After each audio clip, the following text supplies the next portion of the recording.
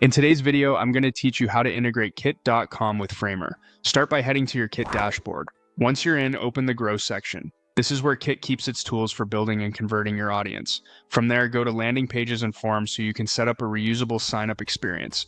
Create a new item and choose form as the type. For the format, select modal. A modal is a lightweight pop-up that sits over your page, great for capturing signups without pulling visitors to a different screen. Next, pick a template. Choose one that's close to your brand style to minimize design tweaks, then confirm your choice to open it in the editor. Customize your form. Update the headline, subtext, and fields to keep things focused. Fewer fields usually means less friction and better conversion.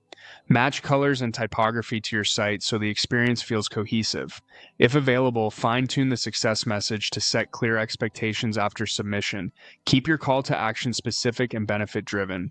When you're satisfied, go to Embed, select HTML, and copy the generated code. This snippet includes the script and markup your site will need to render and track the form properly.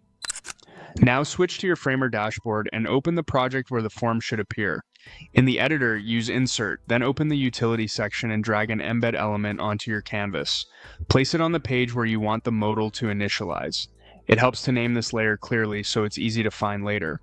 With the embed selected, look to the right sidebar, open the HTML field, and paste the code you copied from Kit. Give it a moment to load. You should see the form preview. If the content looks cramped or scrolls, resize the embed box so the form fits neatly. Widen the frame, adjust height, and check alignment until everything feels balanced. The modal's open and close behavior is handled by the embed itself. Your job here is simply to provide enough space for it to render cleanly. If your site uses overlapping layers, make sure the embed sits above other elements so the modal isn't hidden. Once the preview looks right, publish from Framer. Your site will now load the Kit modal and route submissions into your connected form, keeping your audience data centralized.